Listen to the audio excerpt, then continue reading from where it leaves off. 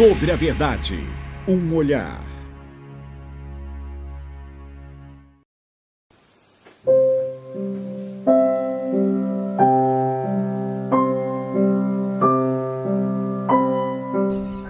Com o tempo, a gente se desapega das manias, reinventa as certezas, vai desatando os nós e criando laços, deixa de lado a agitação e passa a curtir a rotina da paz, do amor próprio, da delicadeza de um livro ou de uma boa companhia.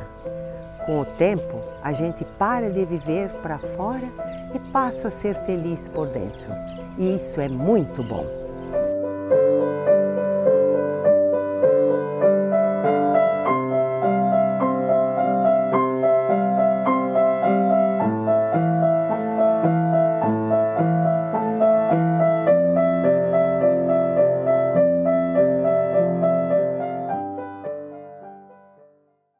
Paz e bem. Os grandes mestres da humanidade são unânimes em proclamar a sabedoria cósmica de que a verdadeira grandeza consiste em servir espontaneamente e jubilosamente, sem nenhuma esperança de retribuição, gratidão ou reconhecimento da parte dos homens. Entretanto, é salutar não esquecer que essa permanente atitude de querer servir voluntária e gratuitamente cria infalivelmente o polo contrário do sofrimento. Basta que alguém sirva desinteressadamente a seus semelhantes para que estes façam cair sobre ele um dilúvio de sofrimentos, sobretudo os que forem mais beneficiados pelos serviços dele. Serviço produz sofrimento, benefício produz ingratidão, mas esse sofrimento é a melhor medicina profilática para manter o servidor numa permanente atitude de humildade e pureza e preservá-lo do orgulho da vanglória. Programa Sobre a Verdade, um olhar começando.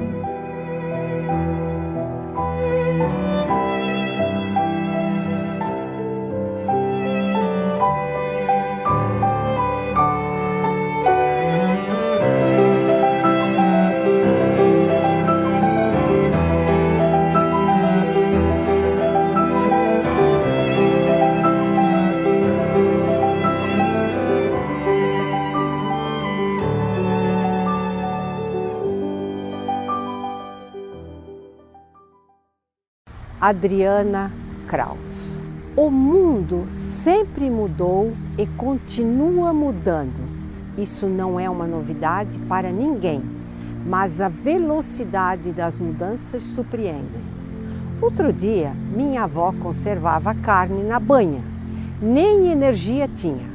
Hoje, fazemos ligação de vídeo em tempo real para o outro lado do mundo. É algo corriqueiro. Ao passo que as mudanças se tornam mais velozes, noto que nossa paciência diminui. No telefone, no trânsito, nas relações, especialmente com as crianças. Elas não nascem sabendo, mas parece que o adulto esquece esse detalhe. Quer que a criança entre em um restaurante e se comporte como um lorde ou uma princesa durante horas. Deus o livre se bater a curiosidade e quiser explorar o porta-guardanapos com relevos. Pais e mães sabem que entreter uma criança não é tarefa fácil. Exige criatividade e sabedoria para não bater de frente. Mudar o foco surte mais efeito que qualquer bronca. É preciso entender que as crianças não têm o mesmo discernimento que nós e que, portanto, não vão ficar paradas a partir de um pedido. Caso o desejo seja passar horas em um local público, não tem jeito. É preciso apresentar alternativas, ocupações interessantes. Querer mantê-las como estátuas é uma intenção que já nasce fracassada. É engraçada essa postura dos adultos, porque lá na frente vamos querer que os pequenos sejam pessoas curiosas, ousadas e com iniciativa.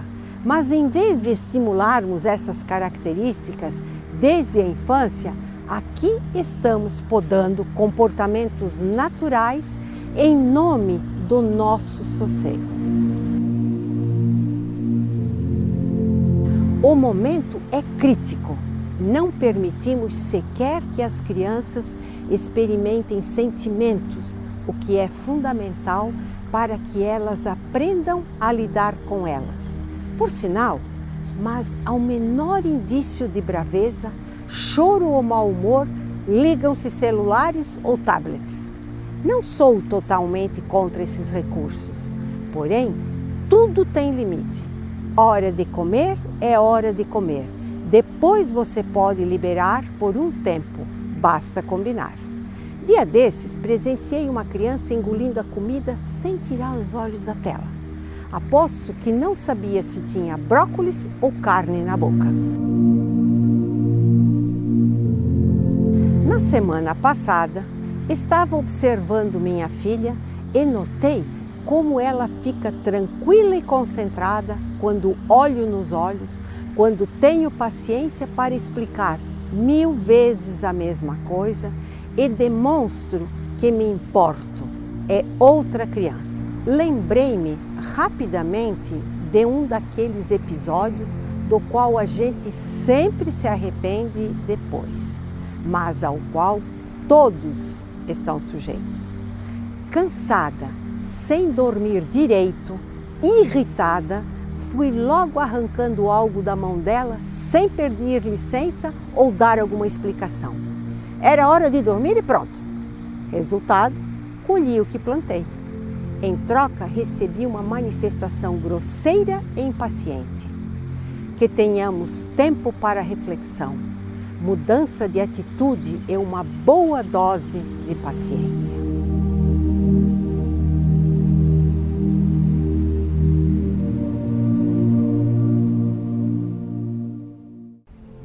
Por que faço sempre o que eu não queria? Para onde vai a minha vida e quem a leva? Que parte de mim que eu desconheço é que me guia? O meu destino tem um sentido e tem um jeito. A minha vida segue uma rota e uma escala. Mas o consciente de mim é o esboço imperfeito daquilo que faço e que sou. Não me iguala. Não me compreendo nem no que compreendendo eu faço. Não atinjo o fim ao que eu faço pensando num fim. É diferente do que é o prazer ou a dor que abraço. Passo, mas não passam eu que há em mim. Quem sou, Senhor?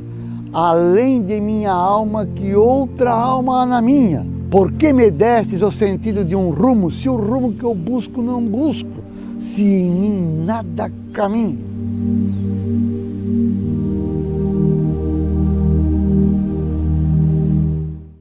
Temos que nos acostumar com os assuntos do milênio. Hoje nós sabemos que quem nasceu nesse milênio, que até pesquisas já chamam este grupo de milênio, são os de 2000 a 2018, alguns consideram até 25 anos, eles têm uma visão de um mundo muito diferente das pessoas que anteriormente já estavam aí produtivas e participantes. Realmente houve uma mudança muito grande com a globalização e com a inteligência artificial. E isso fez com que as pessoas deste milênio, os jovens que nasceram neste milênio, estejam vivendo uma realidade muito diferente das outras. E o ambiente e o estilo de vida faz com que as pessoas elas tenham toda uma visão diferente, portanto, um comportamento diferente. Porque além da genética, o meio ambiente e o estilo de vida colaboram muito para tudo. E eles usaram esse termo milênio parafraseando uma trilogia de uma garota, uma anti-heroína, que ela, agora o último filme que vem nas telas é A Garota na Teia de Aranha, fala de uma garota, assim considerada anti-heroína, que ela tem o emocional diferenciado. Claro que eu gosto de repetir que coração é terra que ninguém pisa. Mas, então eu não posso julgar se as pessoas amam mais ou amam menos. Mas o que se sente, e essa garota do filme, da trilogia, ela retrata bem aquela menina que odeia os homens e não gosta das mulheres.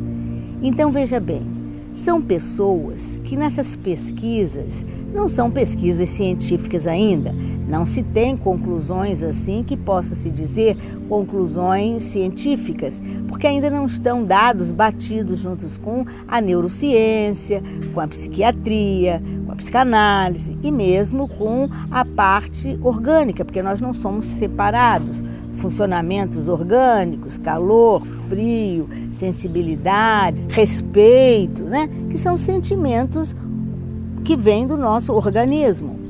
O que se sabe é que esses indivíduos do milênio, chamado milênio, eles têm assim uma reação emocional a várias estruturas, a vários acontecimentos diferentes das nossas. O que a gente quer falar é que às vezes não há um respeito, né? Há um preconceito dos ditos nascidos no milênio em relação às atitudes e às emoções das outras pessoas, que nem nós, né? Que estamos aí vivos, atuando, ainda produzindo, ainda salvando vidas, construindo, ainda gerenciando, sendo escolhidos como presidentes, né? Que não são do milênio. Mas o que se chega à conclusão e que se tem medo é que essa turma do Millennium, que nasceu de 2000 a 2018, podendo acrescentar até os 25 anos, um pouquinho antes do milênio, na época da globalização, que elas têm assim um emocional diferente. Aquilo que nos arrepiava, a eles não parece nada. Aquilo que nos deixava assim bem à vontade, a eles é uma coisa terrível, como se eles fossem produtos de uma mídia, produtos midiáticos. Eles assumem aquilo que são levados a assumir, como se no passado nada tivesse uma importância. Eles ficaram assim meio que como se tivesse tido uma tela de proteção. Eles veem a gente, veem os pais, veem os professores de antigamente, os ritos de antigamente, as religiões de antigamente. Eles veem claramente, porque estão aí, não morreram, nós não morremos, a igreja não morreu, o Estado não morreu, as escolas não morreram, os idosos estão aí, mas eles não têm o devido assim, a sensação até de respeito. Não tem nenhuma conclusão científica, mas o que se sabe é o seguinte: nós, por exemplo, se víssemos alguma cena de sexo na frente ou de intimidades, a gente iria reagir. Meu Deus, isso é uma intimidade.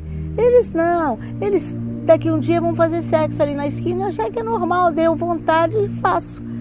Não acho nada demais. Posso vestir, ficar até nude. E ninguém tem o direito de sentir alguma coisa, nem dar cantada, nem olhar para mim. Posso botar uma prótese de silicone de trocentos litros e posso colocar um bumbum enorme, mas isso não dá o direito de assédio sexual. Quer dizer, fica uma coisa meio que dicotomizada. Eu quero aparecer, mas não quero que ninguém veja. Eu quero andar nua, mas também não quero que ninguém perceba, não dá o direito. Quer dizer, eles têm uma reação diferente. E não é uma coisa mentirosa, não, é uma reação diferente mesmo. Quando a gente vê essa lei do assédio sexual, que está aí se formando, mais uma vez o Estado tomando conta do comportamento humano, dizendo se é certo ou se é errado, não estou protegendo, eu estou fazendo uma visão, né? Uma visão das coisas. A gente lembra que o selo da música popular brasileira, internacionalmente falando, fez com que Vinícius de Moraes fosse o Tom Jobim, os reis da cocada. E era uma cantada, olha que coisa mais linda, mais cheia de graça, ela menina que vem que passa, com corpo dourado, parará. Todo mundo cantava, achava lindo, o mundo elegeu essa música, até como hino nacional da música popular brasileira, e hoje seria um assédio, seria até um ato de pedofilia, sei lá, a menina devia ser 14, 15 anos, e uma geração viveu a menina de Ipanema, que ela se fez até uma celebridade e ainda conseguiu colocar na mídia as filhas. Tal era a projeção, como as pessoas se sentiam felizes de serem vistas né? E aí a gente pergunta, o que houve então com essas meninas e esses rapazes do milênio? Né? Eles estão achando que há um emburrecimento emocional, que eles não fazem nada que saia de dentro deles e que venham de outra geração. Estão dicotomizados, eles veem a outra geração, mas não veem os pais como pais, porque tem o ECA, aquilo que fala o pai não pode nem brigar com o filho. Eles veem o professor, aquele que fica mudando de programa, se é para dar kit gay ele dá, se não é para dar ele não dá. Não é um professor que é regente, ele trabalha, ele dá o pessoal dele para o programa. Não, é o que o Ministério da Educação mandar, ele apoia. Quer dizer, há tipo assim, eu sou aquilo que a mídia quer que eu seja. Este é um momento de alerta, não estou dizendo, não tem nenhum embasamento científico, mas temos que pensar que esta geração do milênio, ela é muito WhatsApp, então depende do canal e do aplicativo, eu viro o canal e o aplicativo. Eu tomo esta ou aquela posição sem ter uma construção de dentro para fora. Se mandar eu fazer essa postura, eu faço e respondo e sinto assim. Não tem assim, eu sou eu, as minhas emoções são minhas emoções. Agora vale, não, todo mundo usa moda estendida. Então não é mais o pessoal, eu uso a moda que está na vitrine e pronto. Né? Eu uso o cabelo, até os meninos todos com o cabelo bem parecidinho aí, né? Bem cortadinho do lado e em cima tem né, mais avançado, e as meninas também com sobrancelhas todas iguais. O silicone é uma realidade após os 18. Quer dizer, então nós temos que ver o quanto isto é bom ou o quanto isto emburrece as pessoas, faz com que elas não sejam criativas, faz com que elas percam a identidade. Será que há uma intenção atrás disso? De que as pessoas não mais pensem, elas adotem? Eu aderi a isto. Então é só aderir. Se a maconha for legalizada, vou fumar maconha. Se isso é legalizado, a questão da lei, o Estado mandando no comportamento humano. Precisa do Estado fazer leis, projetos de leis, que nós vamos obedecer simplesmente às sinalizações. Não vamos raciocinar. Será que isso é bom para mim ou não é? Será que esta é a conduta da minha família ou não é? Será que eu estou sendo uma ritualista? O medo dessas pesquisas que falam e adotam a postura dos ditos milênios é de uma burrificação, realmente de uma burrificação emocional. Eu mais não digo, eu tenho que ver e gostar ou não gostar. Se mandam eu não gostar, não gosto. Se mandam eu gostar, eu gosto. Tem horas que é positivo. Acho que no Brasil nós pegamos um WhatsApp, uma contaminação que foi boa, né? Vamos mudar, vamos fazer com que a democracia dê chance a outros pensamentos, a outras pessoas. Tudo bem, mas até quando a gente está realmente pensando? Até quando nós podemos dizer que isto é nosso ou isto faz parte deste milênio? Então nós estamos assim, estocando pessoas que nasceram depois de 2000, pessoas que nasceram antes de 2000, quem sabe pessoas do terceiro milênio, e nós não vamos fazer a sequência, aquela coisa profética que é o estilo bíblico, né? O Antigo Testamento anunciando o Novo Testamento, não assim dicotomizando, não assim rachando. Uma geração carregando a outra no colo e depois a outra, como se fosse uma sequência bonita. Herança, que é uma coisa muito linda. Não vamos abandonar a herança. Assim a gente pede para que o milênio, as pessoas do milênio, do ano 2000, não esqueçam que as outras estão vivas, inteiras e precisando também de ser felizes. Então é isso aí, vamos rever as nossas emoções, se são nossas ou se é uma emoção midiática, que mandaram eu a pensar assim ou mandaram eu pensar assado.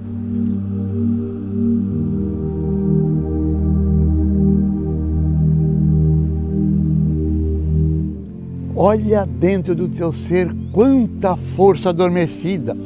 Falta só você romper este chão que esconde a vida. O silêncio da semente que do solo gera a planta diz que está dentro da gente a razão do que se canta. O silêncio da nascente que do chão se torna a fonte diz que está dentro da gente nossa paz, nosso horizonte. Quanta vida está latente, escondida em nosso ser, esperando pela gente um momento de crescer.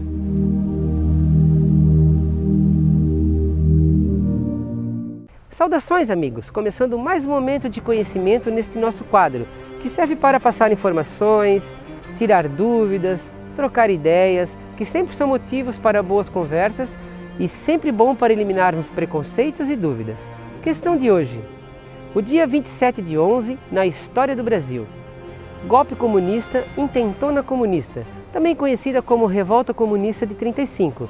Foi um levante comunista e foi uma tentativa de golpe contra o governo de Getúlio Vargas, realizada no dia 27 de novembro de 1935, com o apoio do Partido Comunista Brasileiro, PCB, na época denominado Partido Comunista, e de várias outras denominações e representantes da esquerda da época. Aproveitando a data, vamos entender um pouquinho mais sobre este momento de polarização que o Brasil vive.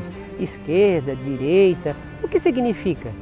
Os termos, eles são originários da França, onde foram usados politicamente pela primeira vez na Revolução Francesa, em 1789, quando os liberais girondinos e os extremistas jacobinos sentaram-se respectivamente à direita e à esquerda do salão da Assembleia Nacional. E hoje, como essas denominações estão organizadas no Brasil? Assim, de um lado a esquerda, que favorece um maior controle estatal da economia, uma interferência mais ativa do governo em todos os setores da vida social, colocando o ideal igualitário acima de outras considerações de ordem moral, cultural, patriótica ou religiosa. De outro, a direita, que favorece um pouco mais a liberdade de mercado, defende os direitos individuais e os poderes sociais intermediários contra a intervenção do Estado e coloca o patriotismo e valores religiosos e culturais tradicionais acima de quaisquer projetos de reforma da sociedade. Margaret Thatcher, primeira-ministra do governo inglês, sabiamente lembrou-nos e deu este recado: nunca esqueçamos esta verdade fundamental. O Estado não tem fonte de dinheiro, senão o dinheiro que as pessoas ganham por si mesmas e para si mesmas. Se o Estado quer gastar mais dinheiro, somente poderá fazê-lo emprestando de sua poupança ou aumentando os seus impostos. Não é correto pensar que alguém pagará. Esse alguém é você. Não há dinheiro público, há apenas dinheiro dos contribuintes. Na convivência, o tempo não importa. Se for 1 minuto, 1 hora, uma vida, o que importa é o que ficou deste minuto, desta hora, desta vida. Lembra que o que importa é tudo que semeares. Tudo que semeares, colherás. Por isso, marca a tua passagem, deixa algo de ti, do teu minuto, da tua hora, do teu dia, da tua vida.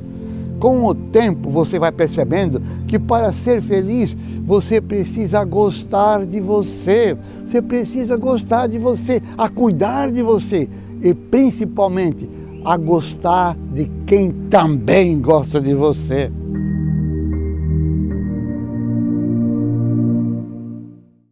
Nós estamos aqui no escritório de contabilidade Deschamps.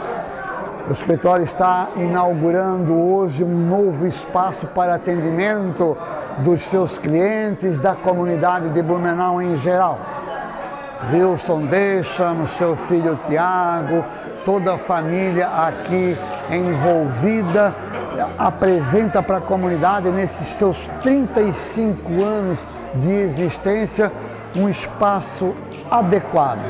É uma satisfação estarmos aqui com eles num momento assim tão importante para essa empresa. Meus amigos, colaboradores e colaboradoras, clientes, senhoras e senhores presentes, boa tarde.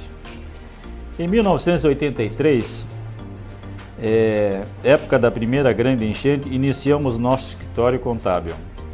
Ele ficava numa sala de 35, 40 metros, ali de frente ao Posto Roberto, na rua Francisco Valdi.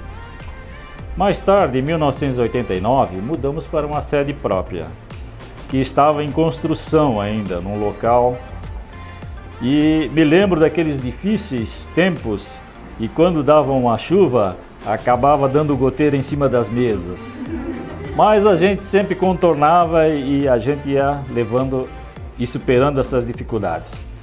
Lá se vão mais de 35 anos de dedicação, atendimento aos clientes. Muitos colaboradores passaram pela contabilidade e levaram consigo muito aprendizado. Queremos agradecer colaboradores novos e os mais antigos que aqui estão conosco há mais de 30 anos, como a Maria Goretti, a Silvana, o Marcos Tomil e os demais que com vários anos de casa, como a Maína, a Jordana, a Elisângela, Jaqueline, o Everton, o Anderson e outros novos. Hoje estamos inaugurando essa sede mais moderna e acolhedora e programada para dar mais conforto e atendimento a cada um e a todos que merecem. Isso é fruto de muito trabalho, dedicação e uma forma de retribuir a todos os clientes o melhor e contínuo atendimento de que são merecedores. Agradecimento. Quero agradecer em memória o meu irmão Argimiro Deschamps, que me incentivou, me motivou para iniciar uma sociedade no ramo de contabilidade. E agradecer também pelo apoio a esta iniciativa que deu certo. Queremos agradecer as menções públicas recebidas na Câmara de Vereadores de Blumenau por passagem do aniversário de 25 anos, indicados pelo vereador Isaltino Pedron, dos 30 anos pelo vereador Beto Tribes e aos 35 anos pelo vereador Jens Mantal. Este reconhecimento público veio pelo nosso trabalho honesto e dedicação e pelos serviços prestados ao município e à comunidade da região. Quero agradecer ainda a minha esposa Cecília, meus filhos, Tiana Letícia, advogada que atua na parte jurídica da empresa, e especialmente o Tiago Antônio, contador, que com seu trabalho frente à contabilidade soube continuar, aperfeiçoar com inovações e tecnologias modernas esta nova estrutura que hoje colocamos à disposição de nossos clientes e colaboradores. Por fim, queremos agradecer você, cliente e amigo, que nos prestigia com a sua distinção, com a sua parceria de sucesso, a quem sempre dedicamos nosso trabalho para que a sua empresa seja sempre bem atendida, orientada, para que também obtenha o sucesso almejado. Muito obrigado a todos, de uma forma ou de outra colaboraram para que o empreendimento se tornasse realidade. Muito obrigado.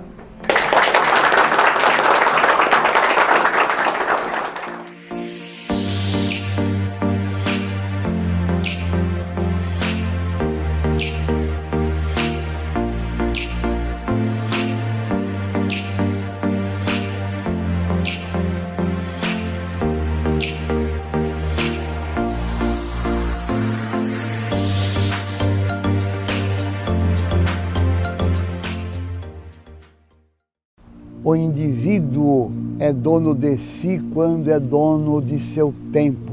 Como para nós humanos, nosso tempo coincide com a nossa vida, ou seja, o meu tempo é a minha vida. Para eu ser dono da minha vida, tenho que ser dono do meu tempo. O segredo da saúde da mente e do corpo está em não lamentar o passado, em não se afligir com o futuro e em não antecipar preocupações. Mas está esse futuro, essa felicidade, essa paz, sem ansiedade, está no viver sabiamente, seriamente o momento presente.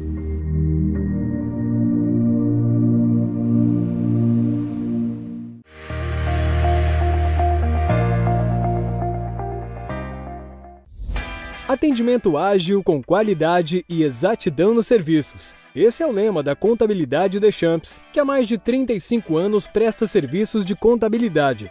E para tornar ainda melhor o atendimento, estaremos a partir de 19 de novembro em novo endereço, Rua Júlio Michel, número 263, bairro Fortaleza, próximo ao terminal da Fortaleza e Viacred. É a Contabilidade Deschamps, inovando e investindo no conforto para o melhor atendimento aos seus clientes. Venha conhecer nossas novas instalações para podermos somar ao seu talento o nosso conhecimento. Contabilidade Deschamps, Rua Júlio Michel, 263, Fortaleza. Fone 3323-4874 ou acesse o nosso site www.contabilidadedeschamps.com.br.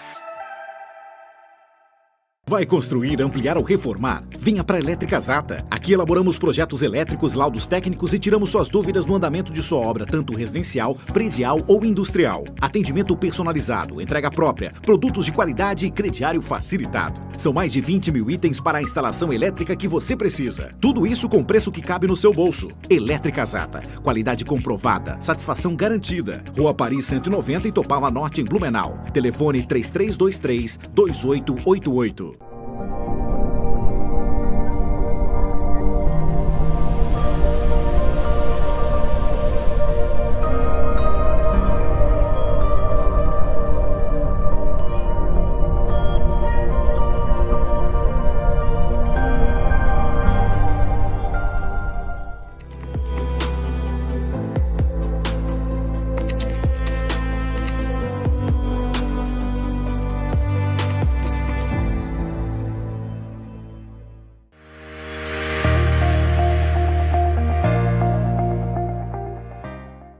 Seja criativamente vive em todas as situações.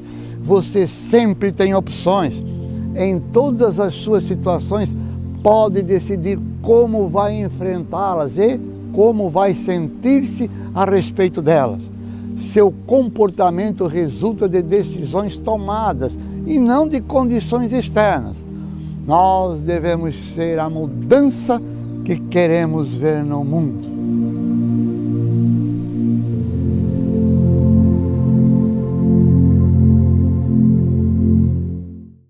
Terceiro assunto importante para refletirmos sobre a morte e o luto é a questão da filosofia dos cuidados paliativos, que vai olhar o ser humano em sua integralidade, em seus aspectos biológicos, psíquicos, sociais, espirituais e em toda a sua amplitude, tanto do paciente quanto dos seus familiares também. Essa filosofia vai olhar as reais importâncias do que o paciente necessita diante de uma doença grave, incapacitante e incurável.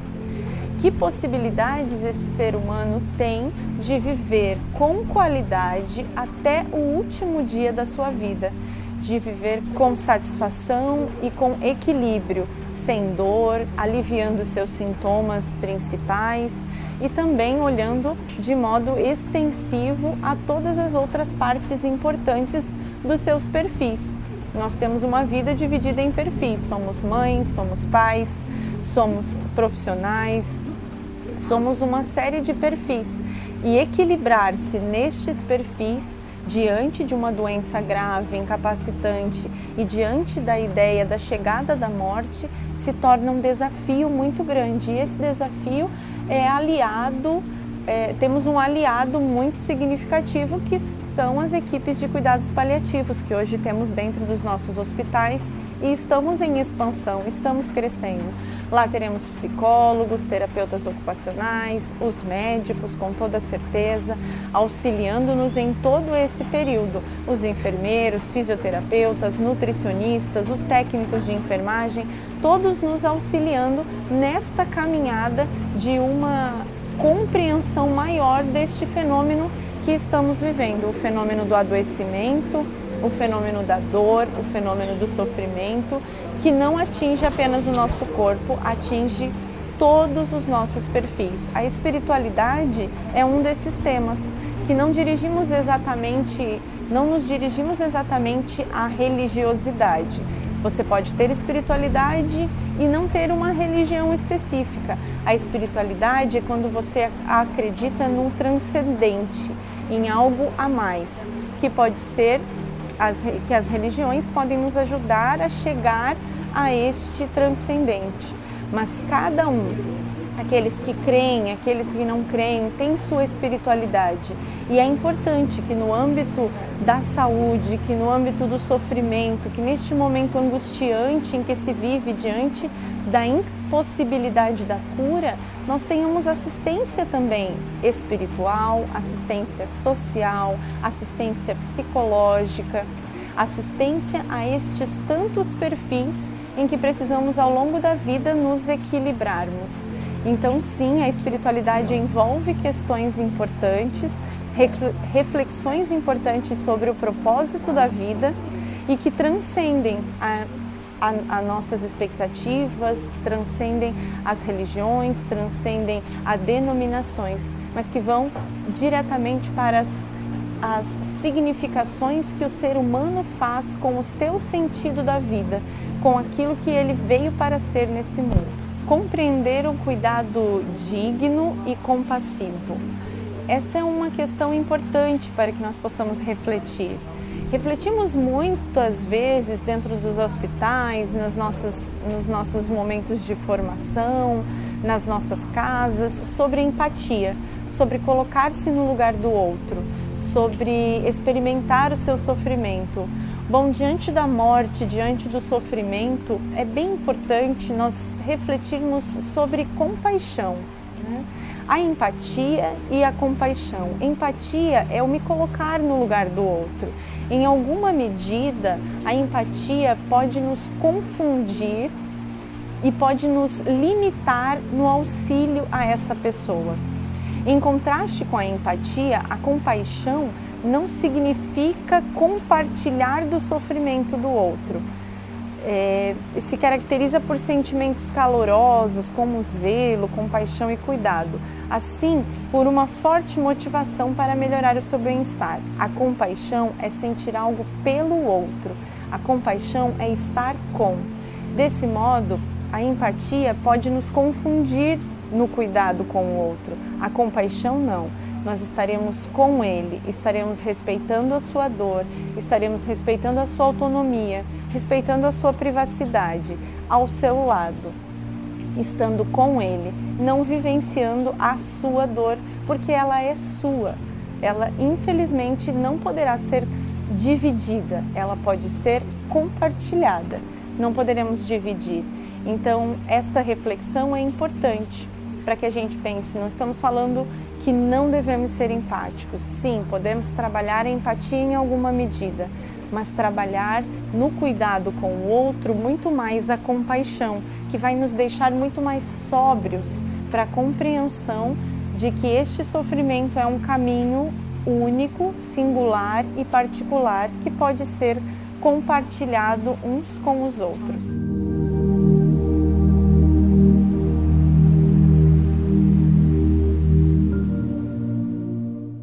Respeito é o ato de não fazer aos outros o que não gostaríamos que fizessem conosco. É dar espaço para que os outros expressem suas opiniões sem discriminações ou punições. É não maltratar, humilhar ou espezinhar as pessoas simplesmente porque nos consideramos certos ou melhores. Respeito ninguém te tira ou te impõe. Está na formação do teu caráter.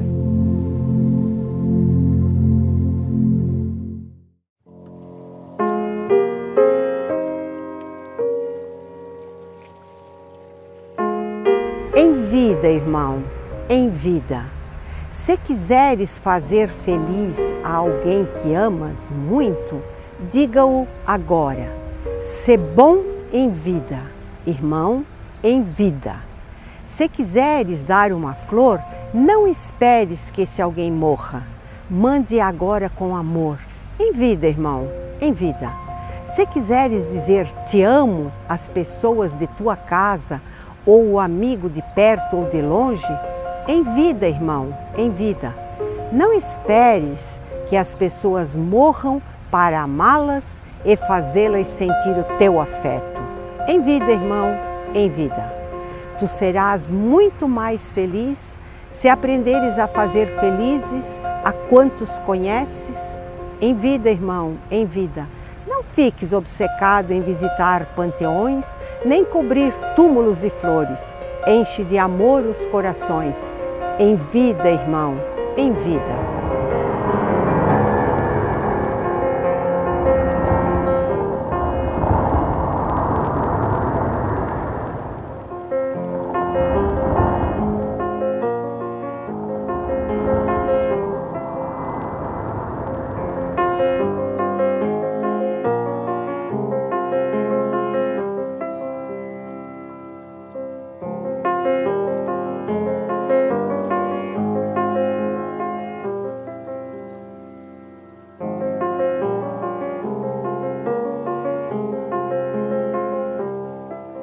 Vamos ouvir São Tiago em sua carta no capítulo 5 e nos versos 15 e 16.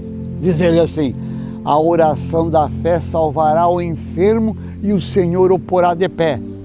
Se ele cometeu pecados, lhe serão perdoados. Confessai, pois, uns aos outros vossos pecados e orai uns pelos outros para que sejais curados.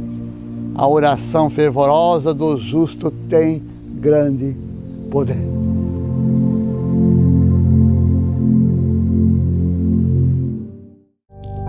Momento da Palavra. Meus amigos, minhas amigas, meus irmãos, trazemos a reflexão para este primeiro domingo do Advento. Lembra-se que nós trabalhamos a questão dos finais dos tempos, Apocalipse, finalização de um tempo litúrgico. Apresentamos a finalização total com a festa de Cristo Rei, que foi na semana passada, e hoje nós entramos no Advento. A palavra Advento é um tempo especial na igreja, é o tempo da espera. São 4 semanas até o Natal, 4 domingos, aonde a igreja nos convida a uma reflexão mais séria, mais profunda.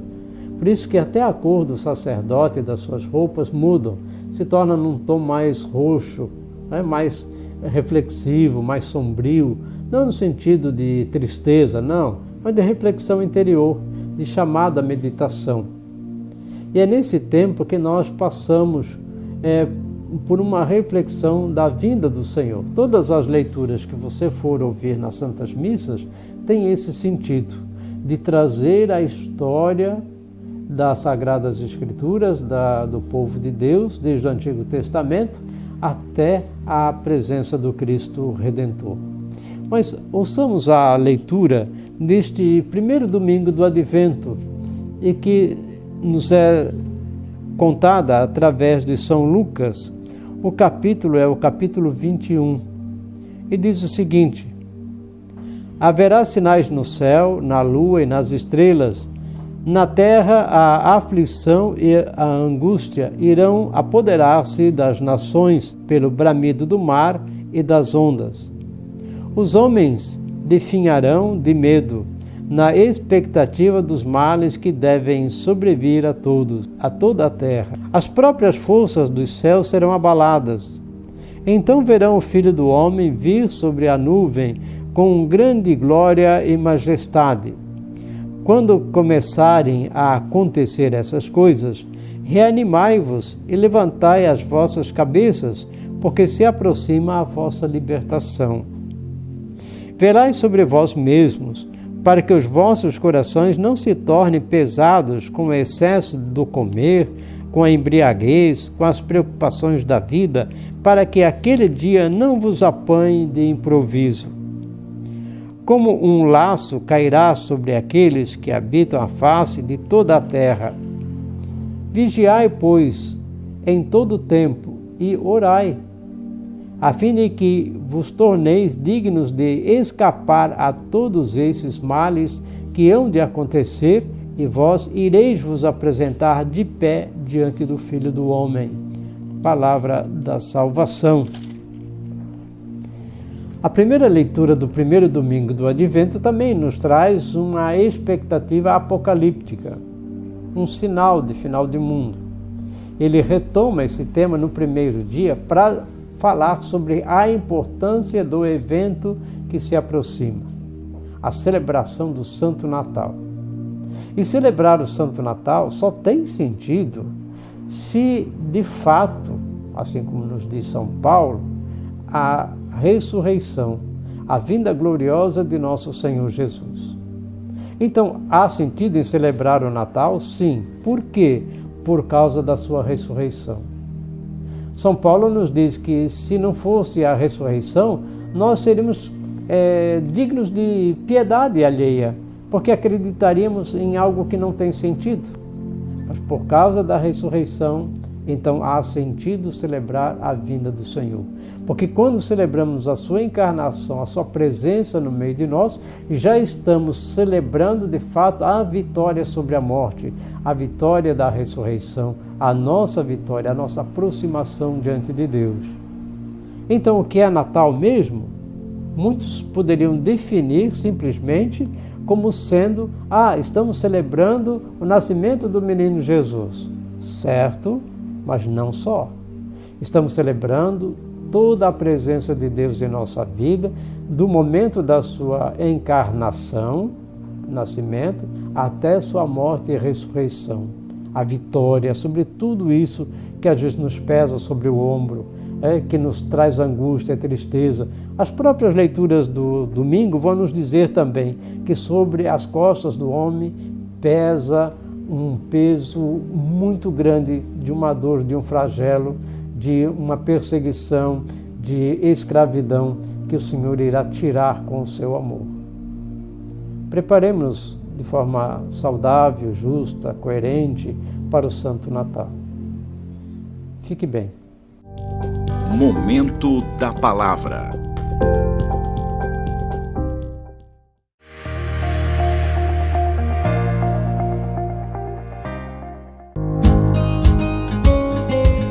Em 20 de novembro, foi realizada a reinauguração da nova sede da Contabilidade Deschamps, mais moderna e confortável.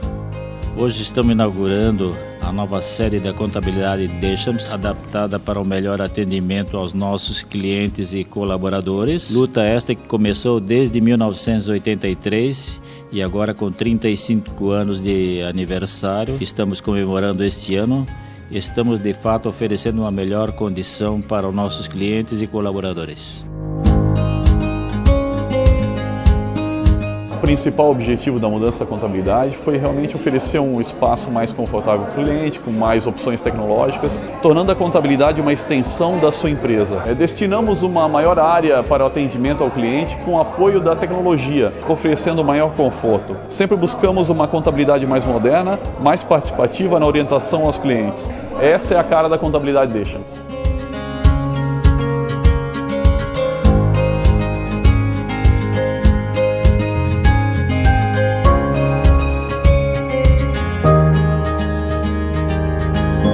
Contabilidade Deschamps, parceria de sucesso. Vai construir, ampliar ou reformar? Venha para a Elétrica Zata. Aqui elaboramos projetos elétricos, laudos técnicos e tiramos suas dúvidas no andamento de sua obra, tanto residencial, predial ou industrial. Atendimento personalizado, entrega própria, produtos de qualidade e crediário facilitado. São mais de 20 mil itens para a instalação elétrica que você precisa. Tudo isso com preço que cabe no seu bolso. Elétrica Zata. Qualidade comprovada, satisfação garantida. Rua Paris 190 e Topala Norte em Blumenau. Telefone 3323-2888.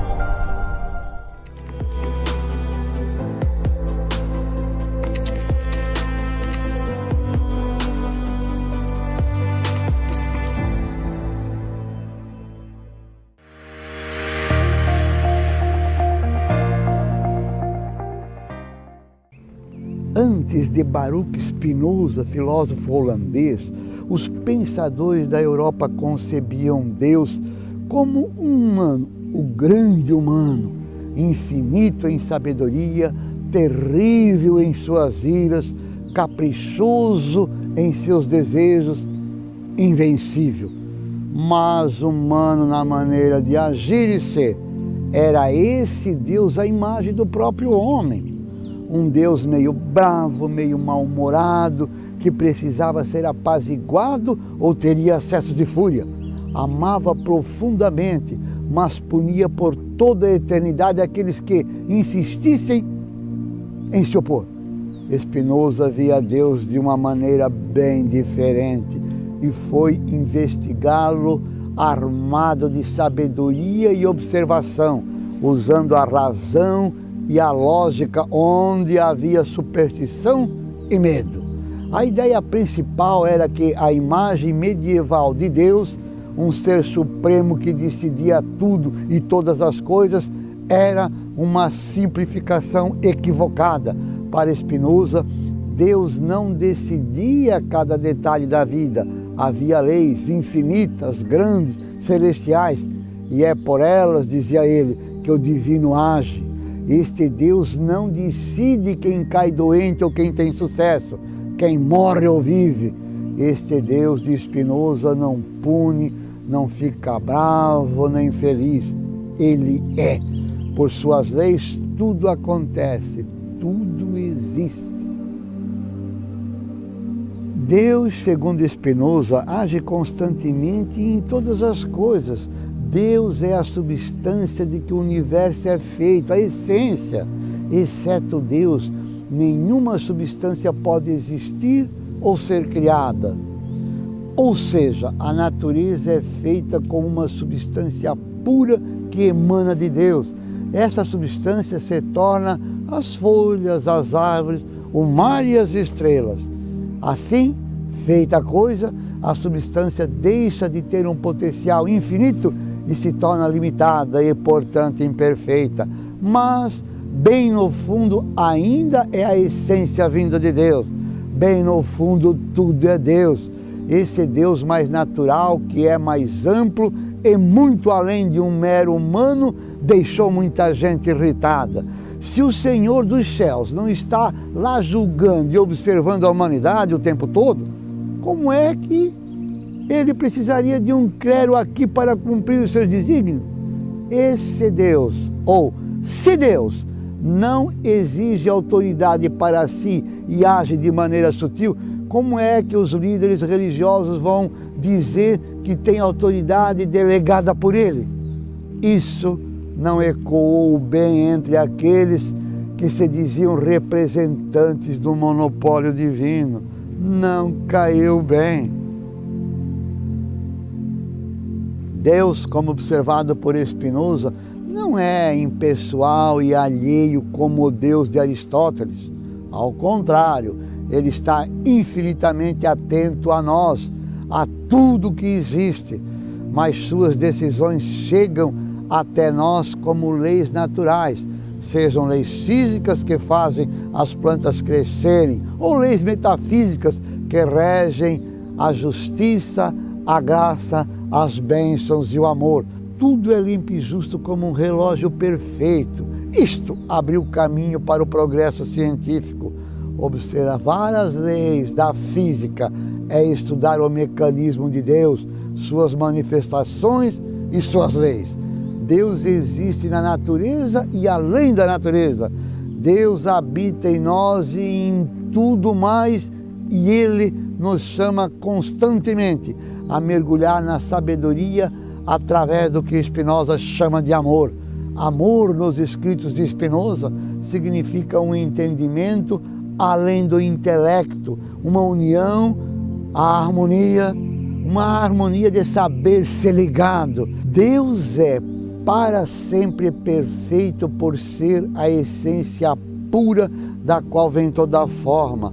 Nós, humanos, somos limitados até que deixemos de ser finitos e entremos na essência do infinito. Deus é o poder que sustenta tudo, os voos dos pássaros, as bênçãos dos anjos, os passos dos santos e também o brilho dos teus olhos e o calor do teu coração.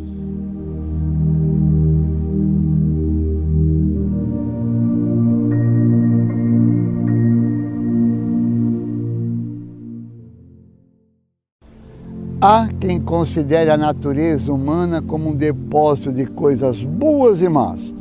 O bom e o mal aparecem com o advento do livre-arbítrio. Bom é tudo o que está em harmonia com as leis cósmicas, e mal é o que está em desarmonia. O homem é quem faz existir o que é bom e o que é mal. Ninguém vai receber prêmio por ser bom, nem será punido por ser mal. Prêmio e castigo prometidos de fora para dentro, antes ou depois da morte, não são motivos honestos para ser bom ou deixar de ser mal. A única finalidade da encarnação terrestre do homem é a sua autorrealização, e o único desastre é a sua autofrustração. Esta é a diretriz que o homem integral deve ter em mente. A autorrealização de uma pessoa favorece outras. Ninguém pode converter ninguém com palavras. Podemos converter alguém pelo que somos, nunca pelo que dizemos. Obrigado por ter estado conosco. Uma boa semana e até a próxima terça-feira. Paz e bem. Vivemos como se houvesse um tempo extra para colocar em dia a ajuda negada a alguém, o trabalho feito às pressas, o amor que nos recusamos doar ou a oportunidade passada despercebida. E nos esquecemos que os dias não nos são devolvidos. O tempo extra é hoje. A vida é feita de agoras.